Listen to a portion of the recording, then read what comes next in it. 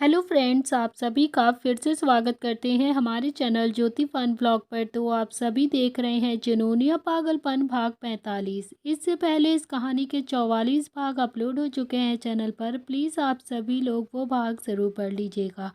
तो आप सब ने अब तक पढ़ा था, रणवीर के दादू अपनी कड़क आवाज़ में बोल रहे थे, यहाँ पर क्या हो रहा है, ये सब क्या है, जिससे अवनी काफ़ी ज़्यादा डर जाती है। तो रणवीर ने अवनी को अपनी बाहों में छुपाते हुए दादू को देखकर कहा कि इनफ दादू, अगर आपने अब गुस्सा किया ना तो मैं अपने जान के साथ यूके में शिफ्ट हो जाऊंगा, और इस बार हमेशा के लिए। मुझे नहीं चाहिए कि आप मेरी जान पर इस तरह से गुस्सा करें। तो अब देखते हैं आगे। रणवीर की बात से सबकी आंखें हैरानी से बड़ी हो गई। तो काव्या जी जल्दी से सामने आकर बोलती हैं कि वीर, क्या बोल रहे हो तुम, क्या बकवास कर रहे हो तुम अपने दादाजी से, होश में तो हो ना। वो जवाब दे पाता तभी उसकी नज़र अवनी पर गई, तो वो उसकी बाहों में अभी झूल गई थी। उसने उसे सामने किया और अवनी को देखा कि अभी वो बेहोश हो चुकी है। तो सबके चेहरे पर एकदम से शौक लग जाता है। तो रणवीर ने अवनी के गाल पर अपना हाथ रखकर बोला, जान बेकब, क्या हुआ है आपको। रणवीर ने जल्दी से अवनी को अपनी बाहों में उठाया और दादाजी की तरफ देख गुस्से में कहा कि इसीलिए कहा था हमने आपसे, मत करिए गुस्सा। आपको कुछ ना बताने की वजह भी आपका गुस्सा ही होता है। अगर जान को कुछ भी हुआ ना दादू, तो भले हमें यहाँ पर आपसे कुछ भी कहना पड़े, भूल जाइए कि हम कभी आपसे बात करेंगे। रणवीर ने अवनी को लिविंग एरिया के सोफे पर लेटाया और उस पर पानी की छींटे मारने लगा।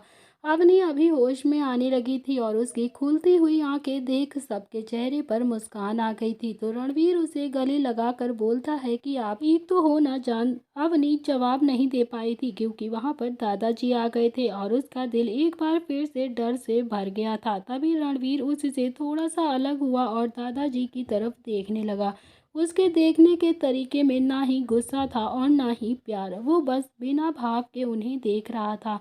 तो उन्हें देखकर अवनी ने भी रणवीर के शर्ट की स्लीव्स को कस के पकड़ लिया और घबराते हुए हकलाने लगी। तभी दादाजी उसे खुद से डरता देख बिना भाव के बोले, बच्चे आप ठीक तो हो ना। उनकी आवाज़ कड़क थी पर फिक्र साफ झलक रही थी। अवनी ने काव्या जी की तरफ देखा जो उसे अभी पल के झपका कर शांति के भाव से देख रही थी।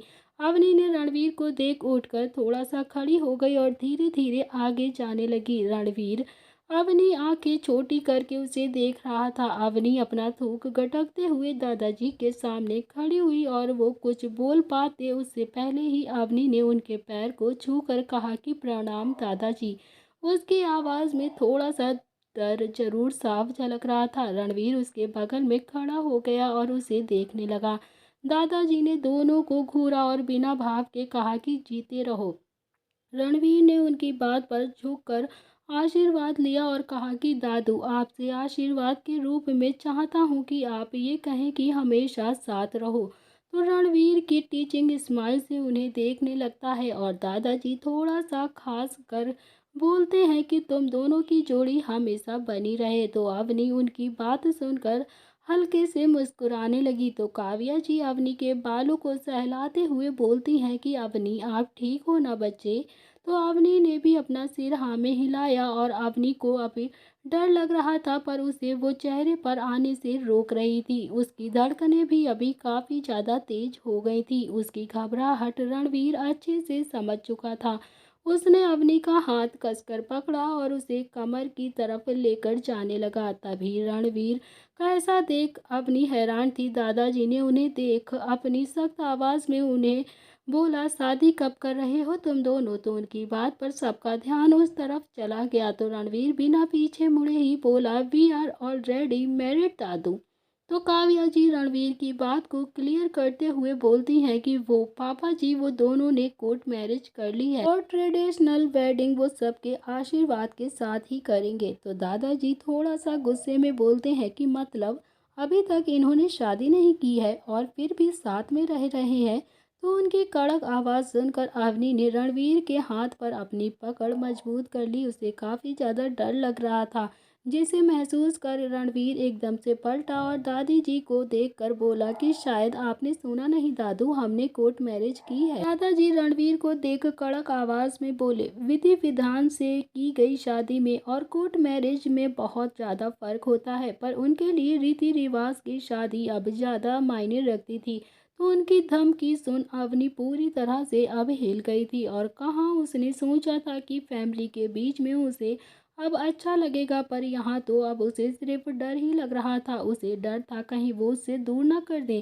कहीं ना कहीं ये डर रणवीर के दूर होने का भी था। वो दोनों के बीच फासला नहीं चाहती थी। तभी ऐसी लड़की नहीं थी अपनी जो लोगों में झगड़ा लगाए, वो भी उसके रणवीर के जो फैमिली के बीच में रहता है। रणवीर दादाजी की आंखों में देख उन्हें जवाब देते हुए बोला, दादू हम शादीशुदा हैं। और दादाजी रणवीर को घूरते हुए बोले, मैं इस शादी को नहीं मानता हूँ। या तो पूरे रिवाजों के साथ तुम शादी करो, नहीं तो इससे अलग हो जाओ, साथ मत रहना है, समझे। उनकी बात सुनकर काव्या जी बात को संभालते हुए बोली, पापा जी आप प्लीज झगड़ा मत करिए। वैसे भी वीर शादी करने वाला ही था, वो तो हमने ही उसे मना किया था। उसका बस चलता तो वो कब का अवनी को पूरी तरह से अपना बना लेता, पर वो सबकी सहमति से उससे शादी करना चाहता था। दादाजी उनकी बात पर काव्या जी को देखकर बोले, बहू अगर ये सोच है तो मैं चाहता हूँ मुझे बता देना ही सही था। मैं इसका दुश्मन नहीं हूँ जो इसके खिलाफ जाता, पर इसे अपने दादा के वादे की तो कोई कीमत ही नहीं है जो इस लड़की को यहाँ पर लेकर आया है, जिसके बारे में हम ठीक से कुछ जानते तक नहीं है। और उनकी बात पर अब रणवीर ने दादाजी को गुस्से में घूरते हुए कहा, बस बहुत हो गया दादू, जिसे मानना है माने, जिसे नहीं मानना है मत मानो, मुझे फर्क नहीं पड़ता है। और रही बात शादी की तो वो तब ही होगी जब मैं चाहूँगा। अगर किसी को दिक्कत है तो आई डोंट केयर, मैं जा रहा हूँ यहाँ से। इधर रूम में रणवीर ने एक गहरी सांस ली और फिर काव्या जी को देखकर कहा कि मेरा पेट तो अब दादू की बातों से ही भर गया है, मुझे नहीं खाना खाना, पर जान को मेडिसिन देनी है तो आप ब्रेकफास्ट रूम्स में ही भिजवा दीजिएगा। रणवीर ने अवनी को देख उसकी आंखें नम हो चुकी थी। उसने अवनी के गाल पर अपना हाथ रखा और थोड़ा शांत होकर कहा, डोंट ट्राई टू क्राई जान, वरना मुझसे बुरा कोई नहीं होगा। इतना बोलकर अवनी का हाथ उसने पकड़कर उसे अपने रूम की तरफ ले जाने लगा। सीढ़ियों पर एक कदम रख अवनी एकदम से लड़खड़ा गई तो रणवीर ने उसे अपनी बाहों में उठा लिया और ये देखकर दादाजी और भी ज्यादा गुस्से में पटक कर बाहर की तरफ पैर चले गए। तो काव्या जी परेशान होकर दादा पोते को देखते हुए रचना जी, जानकी जी, अनिका उनके पास आती हैं और जानकी जी परेशान होकर बोली, दीदी अब क्या होगा, दोनों ही जिद्दी हैं और उनकी जिद में बेचारी अवनी पीस रही है। अनिका बोलती है, बड़ी माँ क्या दादाजी भाभी को एक्सेप्ट नहीं करेंगे? तो काव्या जी प्यार से उसके गाल पर हाथ रखकर बोली, ऐसा नहीं होगा बेटा।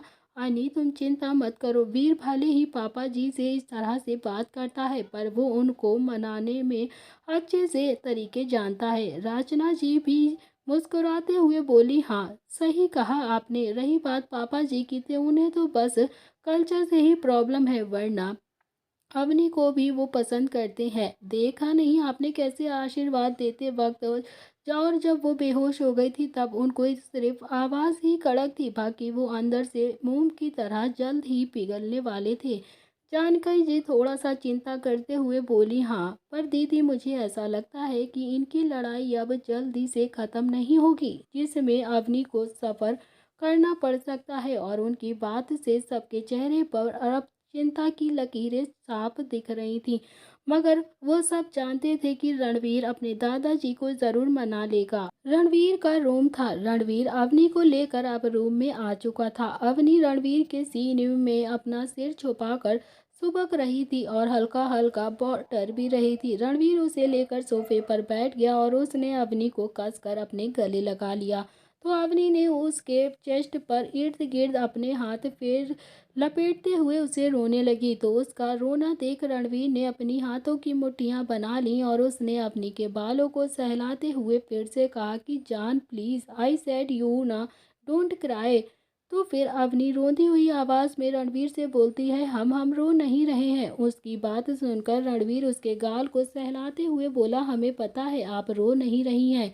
तो रणवीर की बात पर वो कुछ देर अवनी ने कुछ भी नहीं कहा और वो दादाजी गुस्से हैं हमसे, हमारी शादी को वो एक्सेप्ट नहीं करेंगे, हमें एक्सेप्ट नहीं करेंगे, हम क्या करेंगे रणवीर, अवनी ने ये कहा। तो अवनी की बात से थोड़ा सा डर और इनसिक्योरिटी साफ झलक रही थी। वो सच में अभी मेंटली काफ़ी ज़्यादा वीक थी। उस सारी बातें बहुत ही ज़्यादा इफ़ेक्ट करती थी उसे।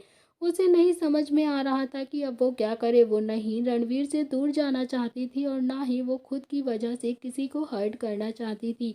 वो नहीं चाहती थी कि किसी का भी दिल उसकी वजह से दुखे, और यहाँ पर वो ही बीच में सबसे ज़्यादा फंसी हुई थी और उसे चिंता भी हो रही थी कि रणवीर उसे छोड़ देगा तो आखिर उनका रिश्ता ही कितने दिनों का। भले ही रणवीर अवनी के बारे में अब सब कुछ जानता हो, पर अवनी अब तक उसकी फैमिली को नहीं जान पाई थी। उसे तो पता ही नहीं था कि उसके फैमिली वाले उसे एक्सेप्ट करेंगे भी या नहीं। रणवीर अवनी की बातों को बिना उसके कहे ही समझ जाता था, पर अवनी को तो ये भी समझ नहीं आता था कि रणवीर के माइंड में अभी क्या है। वो पल में ही बदल जाता था। उसके लिए तो बहुत ही ज़्यादा केयरिंग था, पर वो उस केयर में उसके लिए वो हिम्मत नहीं थी वो ये सब कुछ कह सके कि रणवीर पर सिर्फ उसका ही हक है। तो रणवीर उसकी बातों पर अवनी को देखकर गुस्से में बोला कि जान, ये फालतू की थॉट्स अपने दिमाग में निकाल दीजिए, स्पीशियस दिमाग से बिल्कुल ये सब चीज़ें निकाल दीजिए, समझी आप। उसकी बात पर अवनी रोने वाली शक्ल बनाकर उसके कंधे पर अपना हाथ मारते हुए बोली, आप बहुत ही ज़्यादा बुरे हैं, हमें आपसे बात नहीं करनी है। हम यहाँ पर सोच में इतने ज़्यादा परेशान हैं कि हम कहीं आपसे दूर ना हो जाएं और आपको हमारे दिमाग की पड़ी है। तो अवनी की बात कहीं ना कहीं सच भी थी, जो रणवीर समझ रहा था। वो नहीं चाहता था कि अवनी के माइंड में अभी ऐसी कोई भी थॉट्स आए। उसने उसके चेहरे को ऊपर किया और फिर उसकी आंखों में देखकर कहा कि जान, आई नो कि आप क्या फील कर रही हो एंड आई एम सॉरी कि हम आपके लिए कुछ भी नहीं कर पा रहे हैं, प्लीज़ हमें माफ़ कर दीजिए। लेकिन आपके दिल में अभी जो कोई भी शक है वो हम ज़रूर दूर कर देंगे, उसे हम पूरी तरह से अभी मिटा देंगे। इतना कहते ही उसने अवनी के सिर पर अपना हाथ रखा और उसे किस करने लगा। तो अवनी की आंखें बंद हो गईं और उसकी किस को वो फील करने लगी। रणवीर काफ़ी ज़्यादा एरोगेसिव किस कर रहा था उसे, जिस वजह से अवनी के होंठ पर हल्का दर्द होने लगा था।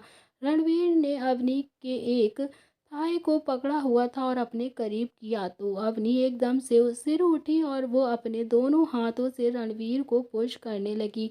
पर आज रणवीर उसे अपने होने का एहसास दिलाना चाहता था और उसने अपने हाथों को अपनी अवनी की पीठ पर चलाना स्टार्ट कर दिया और उसे अपने बिल्कुल नज़दीक कर दिया, जैसे वो अवनी को आज खुद में समाना चाहता हो। तो अवनी की सांस अभी भारी हो चुकी थी और उसे अपना शरीर भी गर्म होता महसूस हो रहा था। अवनी की धड़कनें अब बढ़ चुकी थी, तो वहीं रणवीर अभी बहुत ही पेशेंट होकर उसे किस कर रहा था। जब अवनी की सांस एकदम से उखड़ी तो वो अवनी से अलग होता है, पर उसने अवनी को अभी भी नहीं छोड़ा था। वो अवनी के बालों को पीछे कान के करते हुए लो वॉइस में बोला, जान, क्या आप आगे बढ़ना चाहती हो हमारे साथ। तो उसकी बात पर वो अभी बोल पाती तभी दरवाजे पर एकदम से किसी ने नॉक किया, जिसे सुनकर अवनी बोली, लगता है मॉम है, जो खाना भिजवा दिया होगा। रणवीर ने उसकी बात पर उसके होंठों पर छोटी सी किस दी और दरवाजे की तरफ बढ़ गया। तो बाहर अभी एक मेड खड़ी हुई थी जिसके हाथ में अभी खाने की ट्रे थी।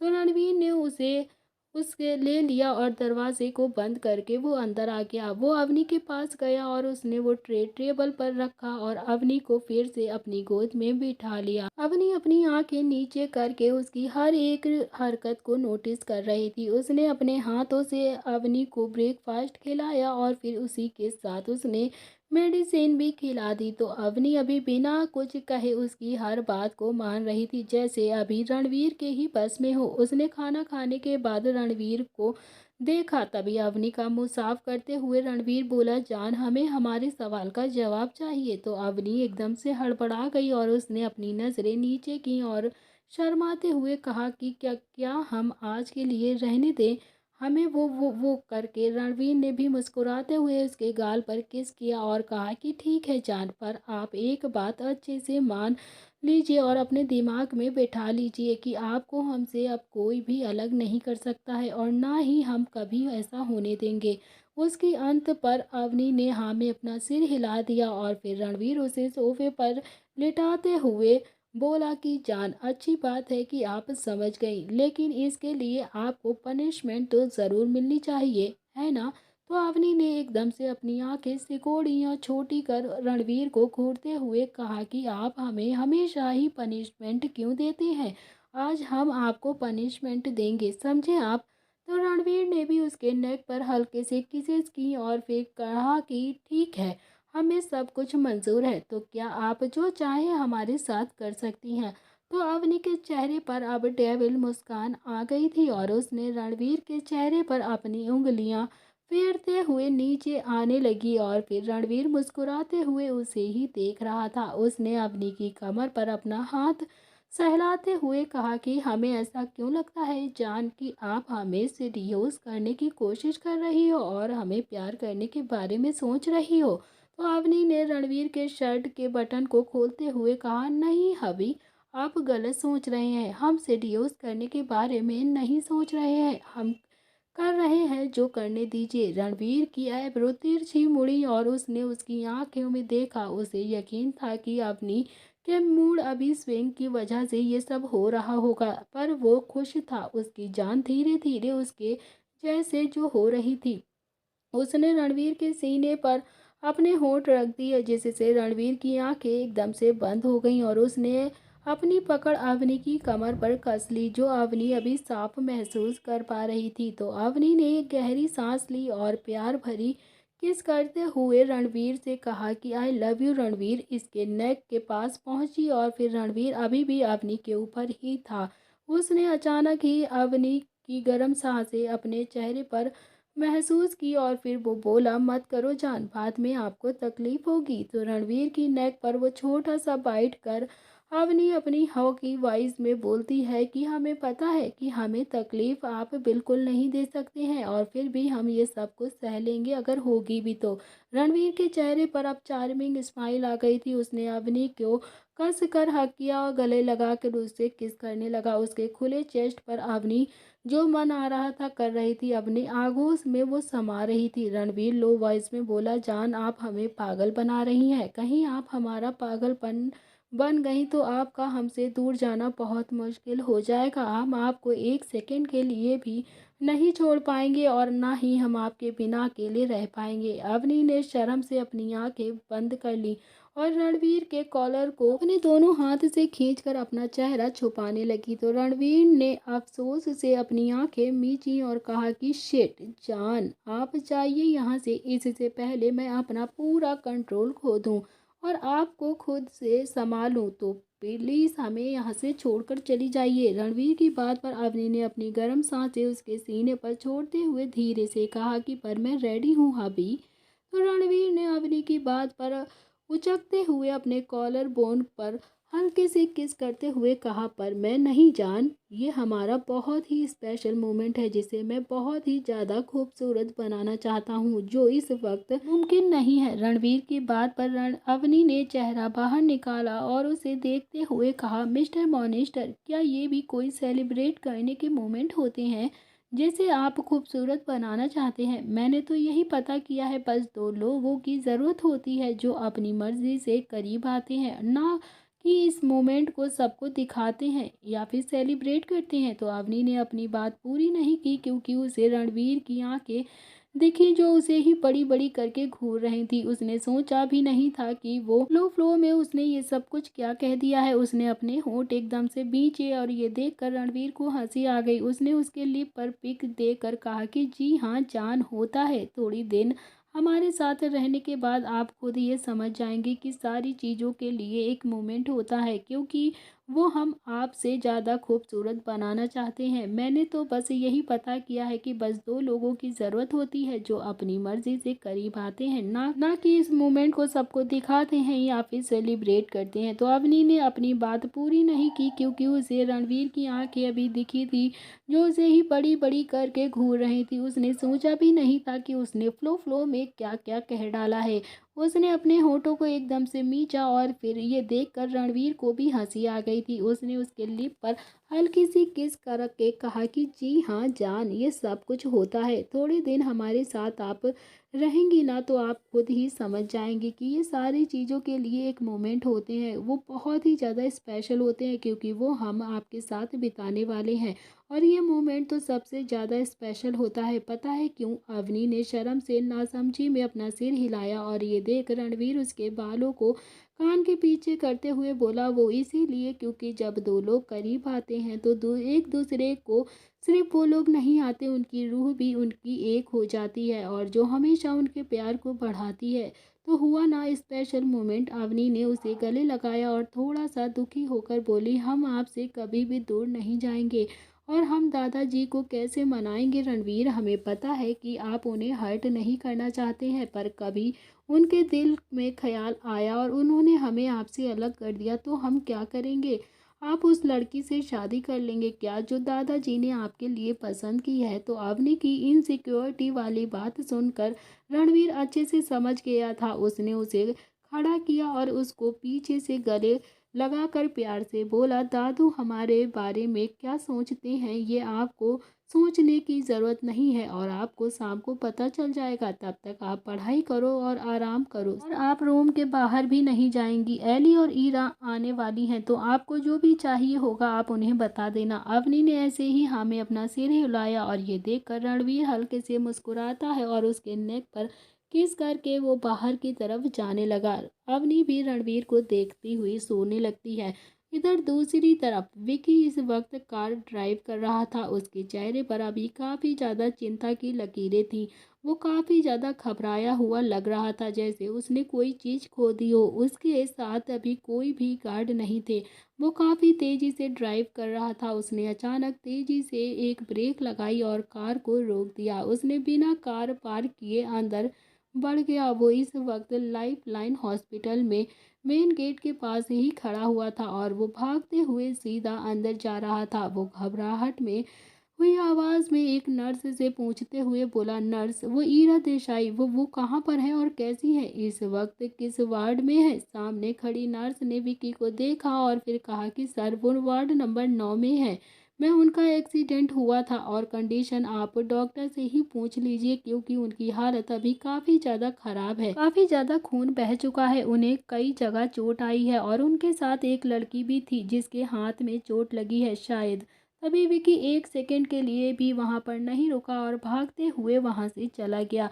वो सीधा वार्ड नंबर 9 के सामने आकर खड़ा हुआ था और उसने धीरे धीरे अपने कदम आगे की तरफ बढ़ाए तो वहां पर अभी काफ़ी सारे डॉक्टर्स इधर उधर भाग रहे थे जो किसी की जान बचाने की कोशिश में लगे हुए थे और भाग दौड़ कर रहे थे। विकी एक पल के लिए हैरान रह गया और उसके सामने एक लड़की अभी बेड पर लेटी थी जिसका ट्रीटमेंट हो रहा था। तो उसका चेहरा तो वो नहीं देख पा रहा था, पर उस लड़की के हाथ में एक ब्रेसलेट था जिसे देख विक्की शौक से जमीन पर गिर गया। जब वो वहां पर गिरा तो वहां खड़े एक डॉक्टर ने उसे देखा और उसे पूछते हुए बोला, तुम ठीक तो हो ना? क्या तुम इस लड़की को जानते हो? अगर हाँ तो इस लड़की की कंडीशन बहुत ही ज़्यादा क्रिटिकल है। इसकी पल्स काफ़ी ज़्यादा वीक है और काफ़ी ज़्यादा खून भी बह चुका है। तभी वो नर्स ने उस डॉक्टर से घबराती हुई आवाज़ में कहा कि डॉक्टर डॉक्टर जल्दी आइए, पेशेंट की पल्स अब लेजी हो गई है और बहुत ज़्यादा कम हो रही है। विकी उस नर्स की बात सुनकर अचानक होश में आया और उसने खुद को संभाला और वो उठा और उस लड़की के सामने जाकर खड़ा हो गया। उसकी आंखें अभी हैरानी से बड़ी हो गई थी। वो ईरा थी जो अभी बेड पर लेटी थी। उसके चेहरे पर अभी ऑक्सीजन लगाई गई थी, उसकी सांसें ऊपर नीचे हो रही थी। ये देख विकी अंदर तक हिल गया था। वो घबराहट के मारे ईरा के हाथ को पकड़कर बोला, ईरा ईरा आंखें खोलो, देखो देखो मैं हूँ, प्लीज़ आंखें खोलो ईरा, मुझे काफ़ी ज़्यादा डर लग रहा है ईरा, प्लीज़ आंखें खोल दो। विकी की बातों से अभी डॉक्टर ने उसे ईरा से दूर करने की कोशिश करते हुए कहा कि देखो, तुम यहाँ पर नहीं रुक सकते हो, अभी पेशेंट की हालत बहुत ही ज़्यादा गंभीर है, प्लीज़ हमें हमारा काम करने दीजिए, उसकी जान खतरे में है, उसे ट्रीटमेंट की ज़रूरत है, आप यहाँ से चले जाओ।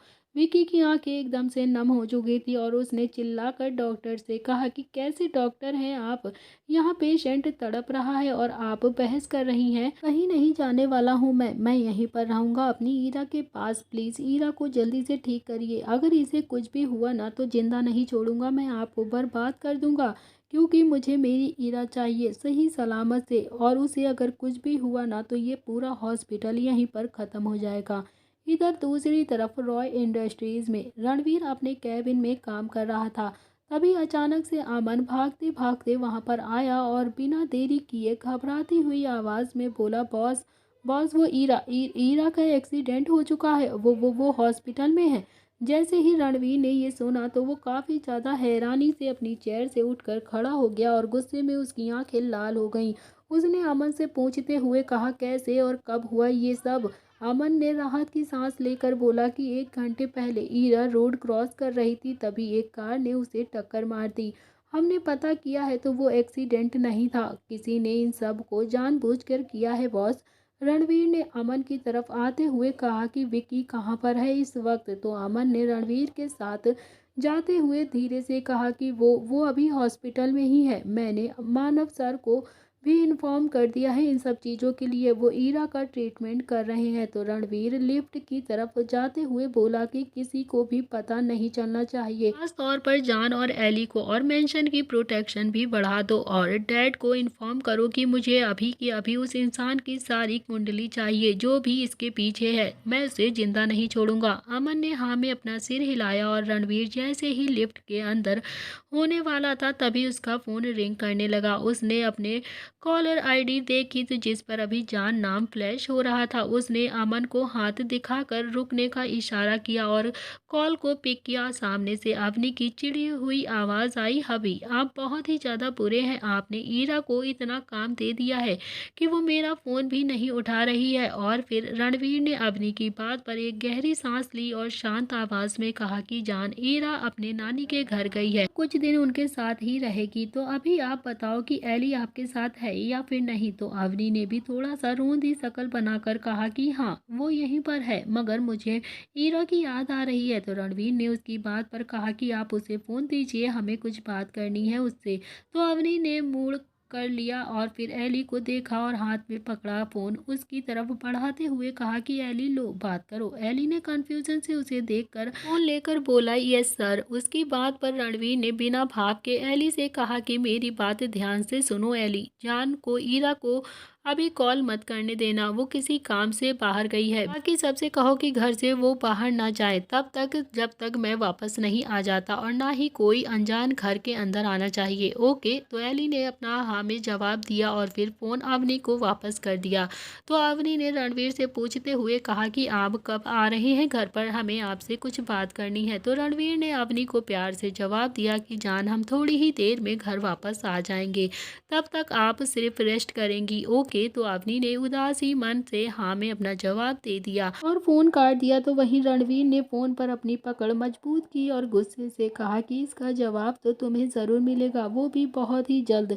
तुमने रणवीर राय पर वार किया है तो इसका वार तुम्हें खाली नहीं मिलेगा। इधर लाइफ लाइन हॉस्पिटल में मानव इस वक्त विकी के सामने खड़ा हुआ था, जो आईसीयू को देख रहा था। उसने विकी को गले लगाया और कहा कि विकी वो ठीक हो जाएगी, तुम परेशान मत हो। डॉक्टर कृतिका एक बहुत ही अच्छी डॉक्टर है, ईरा ठीक हो जाएगी। विकी उसकी बात सुने एकदम से शांत होकर नीचे बैठ गया। तो मानव उसके साथ नीचे बैठ गया और उसने उसके कंधे पर अपना हाथ रखा। विकी की आंखें भर आईं और वो रोते हुए अपना सिर नीचे करके बोला कि ये मेरी गलती ही है, मैं उसे प्रोटेक्ट नहीं कर पाया, अगर उसे कुछ भी हुआ ना तो मैं जिंदा नहीं रह पाऊंगा। मुझे पता है कि मैंने कभी उसे किसी बात के लिए नहीं रोका है, पर आज उसे जाने से रोक लेता तो वो आज यहाँ पर ऐसी हालत में नहीं होती। तभी किसी ने विकी के दूसरे कंधे पर अपना हाथ रखा और कहा कि ये तुम्हारी गलती नहीं है विकी, और प्लीज़ अपने आप को कोसना बंद करो और उसे ढूंढो जिसने ये सब कुछ किया है। उस हाथ वाले इंसान को देखते हुए विकी हैरानी से खड़ा हुआ और बोला, क्या मतलब है सर आपका? उसकी बात का जवाब देते हुए अमन, जो अभी रणवीर के ठीक पीछे खड़ा हुआ था, वो बोला कि मतलब साफ है विकी, ये सोची समझी साजिश है। जानबूझकर किसी ने ये सब कुछ किया है, किसी ने जानबूझकर ईरा को टारगेट किया है, पर उनका मकसद क्या था ये अभी अनजान है। अमन की बात सुनकर विकी के हाथों की नसें एकदम से तन गईं और उसने अपने हाथ की मुट्ठियां बनाई। तभी आईसीयू का दरवाज़ा खुला, जहां से अभी डॉक्टर कृतिका बाहर आ रही थी। विक्की सबको इग्नोर कर डायरेक्ट कृतिका के पास गया और बोला, ईरा कैसी है? वो ठीक तो है ना डॉक्टर? डॉक्टर ने उसके चेहरे की तरफ देखा और एक मुस्कान के साथ कहा, यस मिस्टर विक्की, वो बिल्कुल ठीक हैं। अभी वो बेहोश हैं। जैसे ही उन्हें होश आता है आप जाकर उनसे मिल सकते हैं। अभी हम उन्हें आईसीयू में ही रखने वाले हैं ताकि उनकी कंडीशन को अभी मॉनिटर कर सकें। तो विक्की ने एक राहत की सांस ली तो अमन ने उसे अपने गले लगा लिया और कृतिका ने मानव को देखा और कहा कि डॉक्टर मानव, मुझे आपसे कुछ डिस्कशन करना है, तो प्लीज़ पेशेंट के बारे में आइए। मानव ने कृतिका की बात सुन उससे पूछा कि एनीथिंग सीरियस डॉक्टर? तो कृतिका ने मानव को जवाब देते हुए कहा, वैसे तो कोई भी सीरियस वाली बात नहीं है, पेशेंट की कंडीशन के बारे में है। तो मानव ने हाँ में अपना सिर हिलाया और तभी विकी अमन से अलग होकर बोला कि मैं भी चलता हूँ आपके साथ। कृतिका विकी को हैरानी से देख रही थी। तभी मानव बोला कि नहीं, ये पेशेंट के मंगेतर है ना, हिज फैमिली। कृतिका ने हाँ में अपना सिर हिलाया और फिर वहाँ से जाने लगी। तो उसके साथ विकी और मानव भी गए और रणवीर बिना भाव से सब कुछ देख रहा। अमन उसके पास आया और उसने रणवीर को देखा। रणवीर अभी आईसीयू की गेट को देखते हुए बोला, क्या पता चला? अमन ने रणवीर के आगे अपने फोन में कुछ दिखाते हुए कहा कि ये एक्सीडेंट की फुटेज है सर, सिर्फ यहीं पर कैमरा मौजूद था, जो बड़ी मुश्किल से ये सब कुछ मिला है। इसमें कार का नंबर नहीं दिख रहा है, पर कार किस कंपनी की है ये पता किया तो वहाँ से पता चला कि ये ब्रांड कम काफ़ी ज़्यादा पुरानी है, जिस कारण से ये पता लगाना काफ़ी ज़्यादा मुश्किल है कि ये किसकी कार है। तो रणवीर ने अपनी आंखें एकदम से छोटी की और अमन से कहा कि ओके, मुश्किल नहीं है अमन, परेशान होने की कोई ज़रूरत नहीं है। अगर ब्रांड बहुत ज़्यादा पुरानी है तो इसका इस्तेमाल करने वाले लोग भी अब बहुत कम ही होंगे। पता करो कि किस किस के पास ये सारी कारें हैं और मुझे जल्द से जल्द इन्फॉर्मेशन चाहिए कि इसके पीछे कौन है। और अमन ने जल्दी से अपना सिर हाँ में हिलाया और रणवीर ने उसे देखा और दोनों वहाँ से जाने लगे। रणवीर ने मानव को एक मैसेज सेंड किया और आगे बढ़ गया। तो अमन ने कार का दरवाज़ा खोला और रणवीर के बैठने के बाद वो खुद ड्राइविंग सीट पर आकर बैठ गया। थोड़ी ही देर में वो दोनों वहाँ से निकल गए। तो दोस्तों, क्या पता लग पाएगा कि आखिर ईरा पर किसने किया है वार और कौन है इन सारी चीज़ों के पीछे? ये सारी चीज़ें पता चलेंगी आपको इस कहानी के अगले भाग में। तो आज का एपिसोड हम यहाँ पर ख़त्म कर रहे हैं। अगर आपको पसंद आया हो तो प्लीज़ चैनल को लाइक शेयर सब्सक्राइब ज़रूर करना। या रणवीर के दादू मानेंगे अवनी और रणवीर के शादी के लिए, या फिर वो इन दोनों को कर देंगे एक दूसरे से अलग? तो दोस्तों, पता करने के लिए प्लीज़ बने रहिएगा कहानी के अंत तक। मिलते हैं इस कहानी के अगले भाग में। आज के लिए इतना ही।